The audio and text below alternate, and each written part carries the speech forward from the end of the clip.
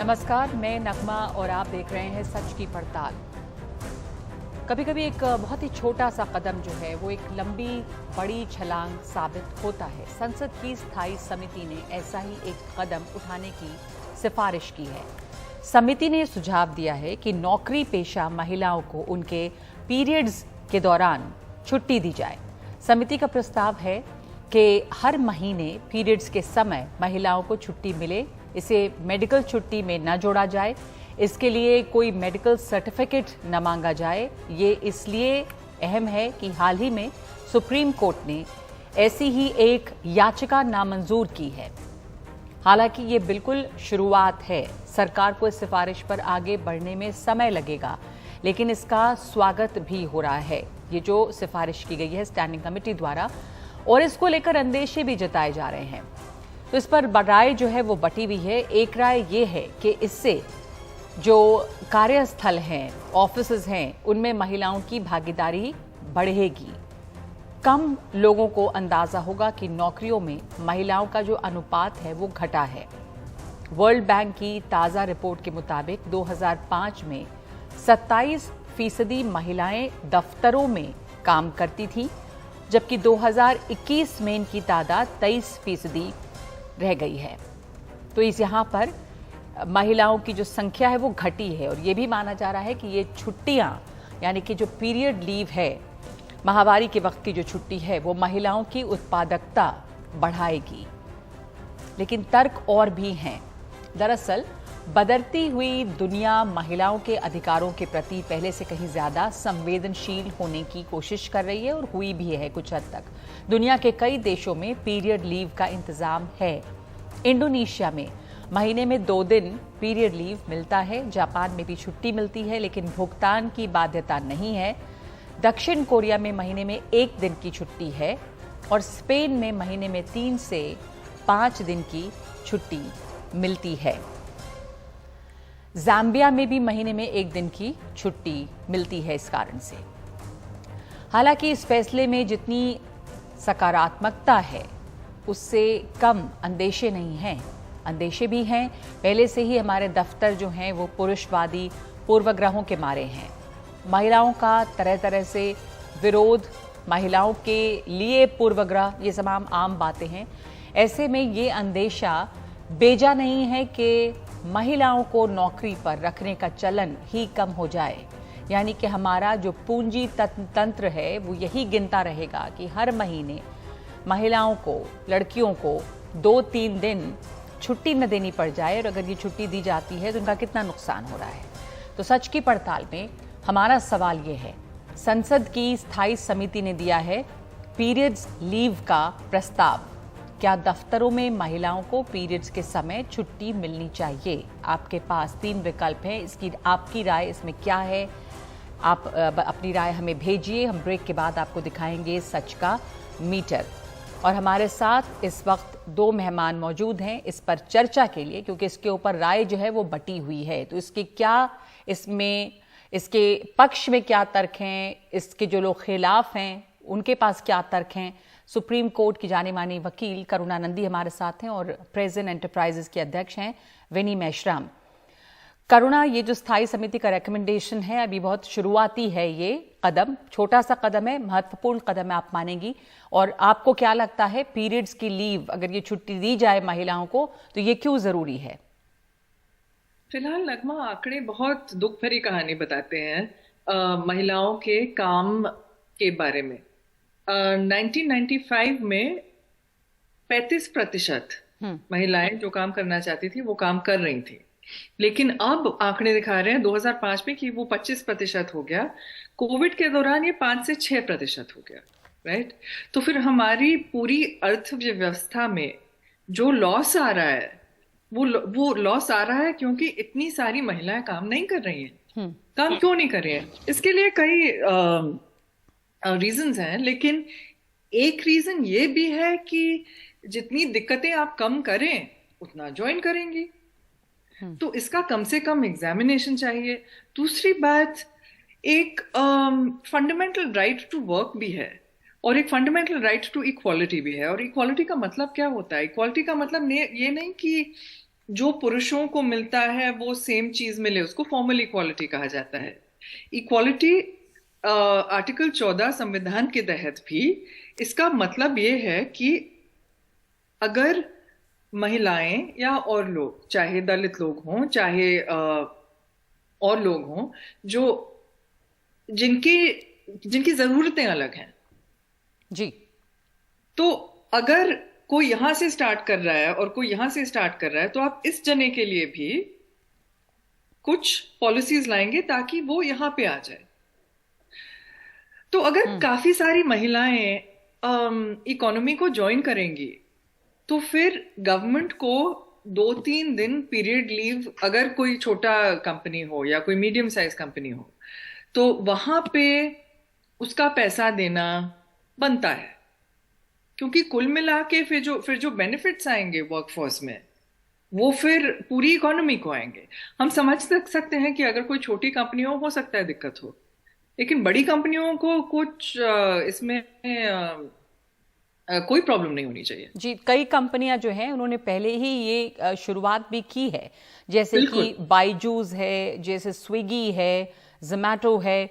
तो ये अच्छी बात है। एक विनी मेश्राम, इसका जो क्रिटिसिज्म है, जो लोग इसके विरोध में हैं, वो ये भी एक तर्क देते हैं कि जो बराबरी की बात हम कर रहे हैं, जो महिलाएं बराबरी की मांग करती हैं, ये उस बराबरी की बात के खिलाफ जाती है। आप इससे कितनी सहमत हैं? एक्चुअली कहा जाए तो प्रैक्टिकली मैं बोलना चाहूंगी, अगर ये पॉलिसी अप्लीकेबल होती है तो उसके रिजल्ट पॉजिटिव भी है, निगेटिव भी है। पॉजिटिव कैसे है कि ठीक है, ये एक नेचुरल प्रोसेस है, महिलाओं को है कि उनको जो गुजरती है 4-5 दिन या 8 दिन, और ये साइकिल ऐसा कोई फिक्स नहीं होता है कि ये 4 दिन का ही है या 8 दिन का है। तो अगर हम लोग इसमें अगर इनको पेड लीव देते हैं महिलाओं को, तो आज के जनरेशन में हम लोग, हमारा जो इंडिया की बात करते हैं, पुरुष प्रधान देश है। पहले ही हम नारी को, महिलाओं को अबला नारी, अबला शक्ति ऐसा कहा जाता है, ठीक है। तो ये जो नेचुरल प्रोसेस है, उसको लेके मैं ये कहना चाहूंगी कि पेड लीव नहीं होना चाहिए। इसकी एक कारण है कि आज के डेट में आज महिलाएं 60% महिलाएं हैं, ये कारपोरेट ऑफिस हो या प्राइवेट हो या कोई भी हो ऑफिस में 60% महिलाएं काम कर रही हैं, 40% मेल काम कर रहे हैं। तो क्या होगा कि जैसे मैं एक एंटरप्रेनर हूं, अगर मुझे एक फीमेल को छुट्टी देना है, तो पहले से क्या हो जाएगा, मेरा माइंड सेट ये हो जाएगा कि मैं क्यों 4 दिन या 8 दिन की मैं इनको छुट्टी दे दूं, मेरा तो नुकसान हो जाएगा। तो मैं क्या पहली प्रायोरिटी दूंगी, मैं मेल को प्रायोरिटी दूंगी। तो उससे क्या होगा कि अपने आप हमारा फीमेल का जो ग्राफ्स है, तो जो नीचे आ जा रहे हैं। आप कह रही हैं कि जो लोग महिलाओं को नौकरी देने की जो बात आती है, तो लोग और अपना हाथ पीछे खींचने लगेंगे कि हम क्यों, तो इनकी जो हायरिंग उसमें कमी आएगी। वर्कफोर्स में पहले ही महिलाएं घटी हैं, हमें बता रही थी अभी करुणा। तो 1995 के मुकाबले अभी देखिए, और बल्कि कुछ साल पहले के मुकाबले भी 27 से 23% पे अगर आ जाते हैं। और पैंडेमिक के दौरान बहुत वर्कफोर्स में महिलाओं की भागीदारी कम हुई है कई मुश्किलों की वजह से। करुणा, आपको लगता है कि अगर हम ये इंप्लीमेंट करते हैं तो वर्कफोर्स में उनकी भागीदारी बढ़ने के बजाय और घट भी सकती है?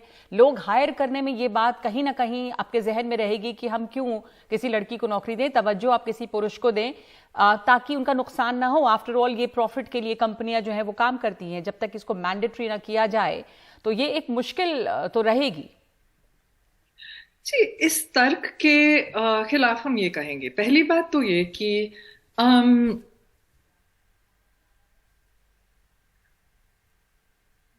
जी, ऐसे संदर्भ में एक कानून ऐसे ही नहीं बनाना चाहिए। पहले तो ठीक से सर्वे करना पड़ेगा ये देखने के लिए कि लोगों की कंपनीज की क्या जरूरत है, और हेल्थ के हिसाब से महिलाएं जो काम करती हैं उनकी क्या जरूरतें हैं।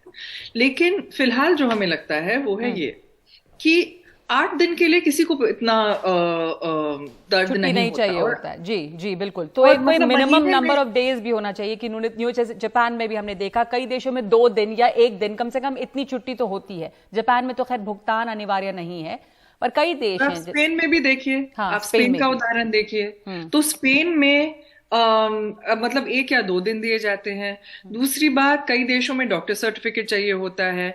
तीसरा, गवर्नमेंट देती है। अगर कोई, ये जैसे मिस मेश्राम है, तो उनके उदाहरण में जहां वो एक स्टार्टअप है, एंटरप्रेन्योर है, तो वहां पे गवर्नमेंट भी दे सकती है 1-2 दिन के लिए। तो पूरा ये सर्वे करके तभी कोई कानून बनाना चाहिए। ऐसा कानून नहीं बनना चाहिए कि किसी को आइडिया आया और कानून बन गया। पहली बात तो ये।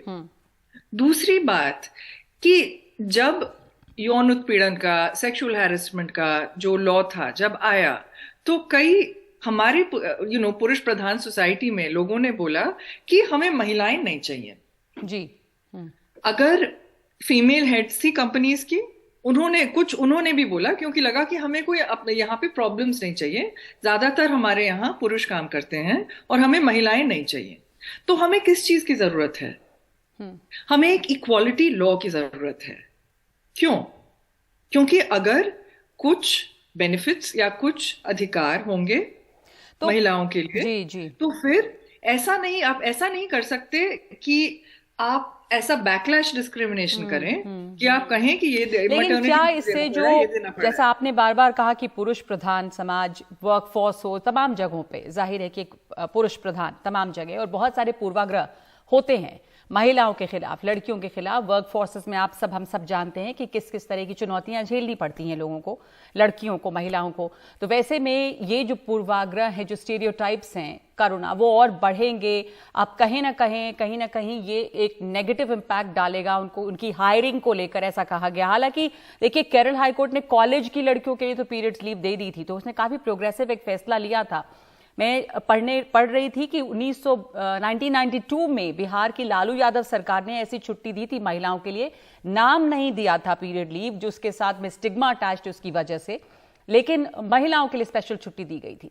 तो विनी, ये मुमकिन आपको लगता है कि अब इतने दिनों के बाद ये हो ही सकता है? दुनिया भर के कई देशों में हो रहा है। अगर पूर्वाग्रह है तो उनको काउंटर करने के लिए आप ऐसे बैठ तो नहीं जाएंगे, कदम आगे बढ़ाना पड़ेगा। हाँ, ये बात तो सही है, आपने बोला। प्रैक्टिकली इसके ऊपर काफी सोच विचार होना चाहिए कि हमको अगर ये इम्प्लीमेंट करना है या फीमेल के लिए ये थोड़ा सा, तो हम लोग जब इक्वालिटी की बात करते हैं तो कहीं ना कहीं कल मुद्दा ऐसा आ जाएगा कि मेल भी कुछ बोलेंगे कि छुट्टी मांगेंगे। हाँ, छुट्टी मांगेंगे। तो इक्वालिटी, हाँ, छुट्टी मांगेंगे। और दूसरी बात क्या होता है कि अभी हम लोग, मैं एक एंटरप्रेन्योर हूँ तो मेरे अनुभव शेयर करती हूँ कि मैन्युफैक्चरिंग जो सेक्टर होता है उसमें ज्यादा से ज्यादा हम लोग प्रायोरिटी देते हैं फीमेल को। वो हमारी मेंटालिटी क्या होती है कि ये फीमेल जो है हमारी मैन्युफैक्चरिंग के जो सीक्रेट्स है, जो भी हमारे कंटेंट्स है, वो बाहर जाके हिम्मत करके कहीं वो अपना ओपन नहीं कर सकती है। तो फीमेल की संख्या ज्यादा है, पर ये जो जॉब में पर ये जो छोटा सा कदम अभी एक सिफारिश भरे, उससे ये तो है कि एक जो स्टिग्मा होता है वो भी इससे खत्म होगा। दूसरी बात कि अगर ये होता है तो जैसा करुणा भी कह रही थी कि आप जरूरी नहीं कि 7-8 दिन की छुट्टी दें, 1 दिन 2 दिन, इस तरह का कुछ एक रास्ता निकाला जा सकता है। एक रिसर्च की जरूरत है, पहले सर्वे की जरूरत है कि क्या कानून इस पर बनना चाहिए।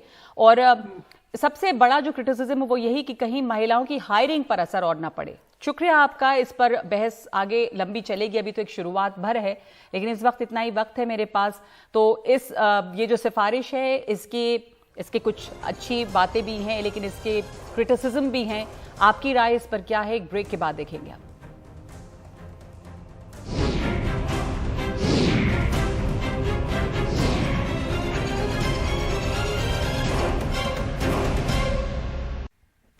तो सच की पड़ताल में आज का सवाल, संसद की स्थायी समिति ने दिया है पीरियड्स लीव का प्रस्ताव। क्या दफ्तरों में महिलाओं को पीरियड्स के समय छुट्टी मिलनी चाहिए? तो आप इस पर क्या सोचते हैं? करीब 8000 लोगों ने अपनी राय इस पर भेजी है, जिनमें से 76% ये मानते हैं कि इस दौरान छुट्टी मिलनी चाहिए, लेकिन 20% की राय है नहीं, और 4% की इस पर कोई राय नहीं है। ये बहस अभी शुरू हुई है। बहुत सारे लोगों को लगता है कि ये ज़रूरी है, लेकिन इसका क्या असर पड़ेगा आर्थिक तौर पर भी, और क्या महिलाओं के ये बात खिलाफ जाएगी, ये अभी देखने वाली बात है। सच की पड़ताल में आज के लिए इतना ही। नमस्कार।